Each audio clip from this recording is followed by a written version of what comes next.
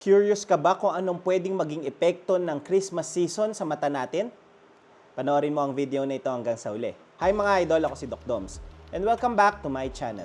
Para sa mga bago lang sa channel ko, I'm a board-certified ophthalmologist and a retina specialist here in the Philippines.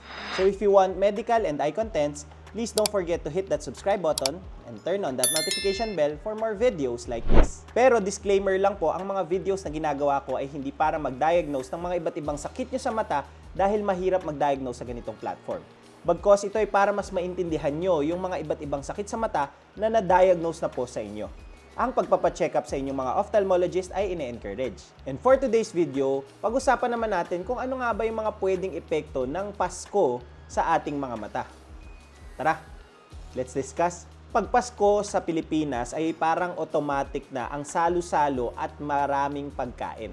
Kahit nga hindi ka pagutom, ay kakain at kakain ka pa rin. At mas madaming Christmas party kang aatenan, ay mas maraming pagkain ka pa na makakain. May lechon, ham, queso de bola, spaghetti, cake, chocolate, iba't ibang mga sweets, soft drinks at kung ano-ano pang mga desserts. Paulit-ulit yan, halos araw-araw buong December. Pero hindi alam ng karamihan ay yung katawan natin ay hindi hiwalay sa mata natin. Hindi lang ito tungkol sa timbang or pangkalahatang kalusugan natin, kundi pati ang paningin natin ay pwedeng maapektuhan. Na kadalasan ay hindi kaagad napapansin at too late na kapag nagkaroon na ng simptomas. Simulan natin sa asukal, dahil ito ang pinaka-common tuwing Pasko. Kapag masyadong mataas ang sugar intake natin, ay pwedeng makaapekto ito ng panandalian sa ating mga paningin. Minsan, sasabihin ng pasyente, Dok, parang medyo lumabo yung paningin ko kumpara kahapon, na ang pwedeng dahilan ay ang pagtaas ng sugar sa inyong mga dugo. Kapag masyado kasing mataas ang sugar sa katawan, ay nagkakaroon ng fluid imbalance sa ating mga mata, lalo na sa ating mga lente, na pwedeng mag-cause ng pansamantalang paglabo ng paningin. Kaya nga minsan kapag mataas pa ang sugar level ay hindi muna tayo pwede magpasalamin kasi pwede itong pabago-bago pa. Pag tumaas ang sugar ay pwedeng tumaas ang grado at pag bumaba ang sugar ay pwedeng bumaba ulit ang grado. Pero mas delikado naman ito sa mga may diabetes na or yung kahit yung mga nasa borderline diabetic na. Pag patuloy pa rin kasing mataas ang sugar sa katawan, ay pwede itong mag-cause ng tinatawag na diabetic retinopathy, na kung saan unti-unting sisirain yung mga maliliit na ugat sa likod ng ating mga mata or sa retina. Sa umpisa, walang simptomas na mararamdaman.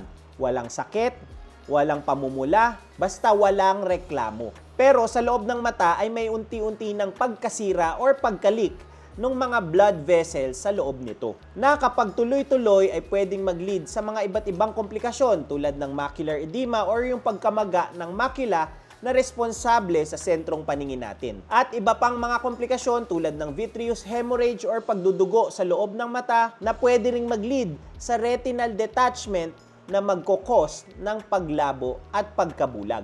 So sa simula, wala pang mararamdaman, kahit unti-unti nang nagkakaroon ng pagbabago sa likod ng mata, hanggang sa kapag may naramdaman na paglabo, ay pwede na itong magtuloy-tuloy hanggang sa pagkabulag. At kadalasan kapag napansin na or may simptomas ng naramdaman, ay nasa advanced stage na ito.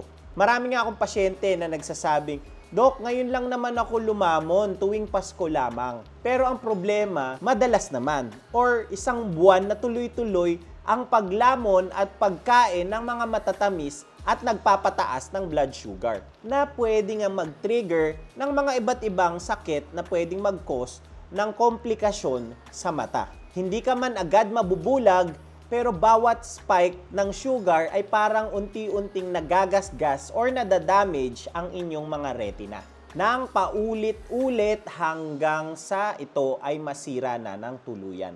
May video na ako nagawa about sa diabetic retinopathy na pwede nyo nang panoorin para sa mas detalyadong discussion about dito. Next naman, hindi lang asukal ang pwedeng maging problema tuwing Pasko. Malaki rin ang epekto ng salt or alat.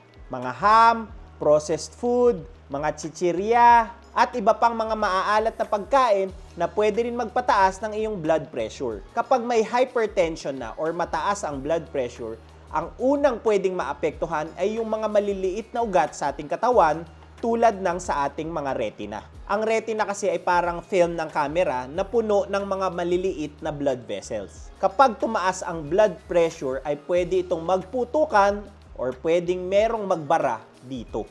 Dito pumapasok yung tinatawag na vascular occlusion or stroke sa mata.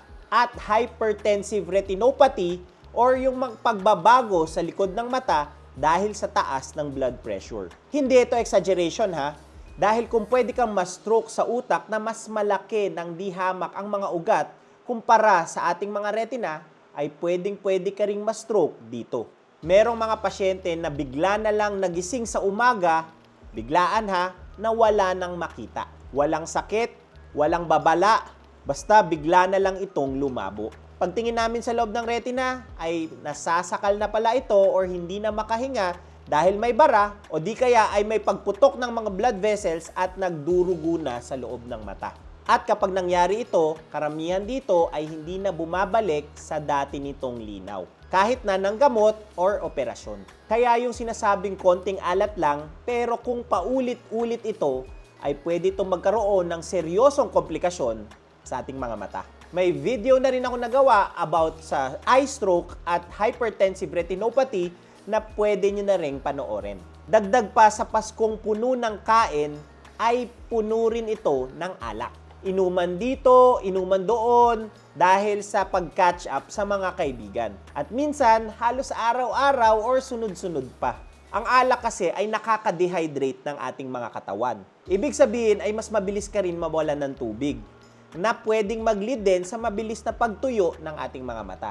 Kaya marami ang nagrereklamo ng mahapdi daw, parating nagluluha, madalas mamula dahil sa pagkairita, parang may buhangin ng mga mata, at parang mas mabilis itong mapagod lalo na pagkatapos ng inuman. Bukod dito, ang alak ay pwede rin makapagpalala ng eye strain or mabilis na pagkapagod ng mata at headache or pagsakit ng ulo. Kapag sinabayan pa ito ng puyat, lalo pa itong lalala. Marami nagsasabi after inuman na parang, "Dok, ang sakit ng mata ko at ang bigat ng ulo ko." Hindi ito simpleng hangover lang.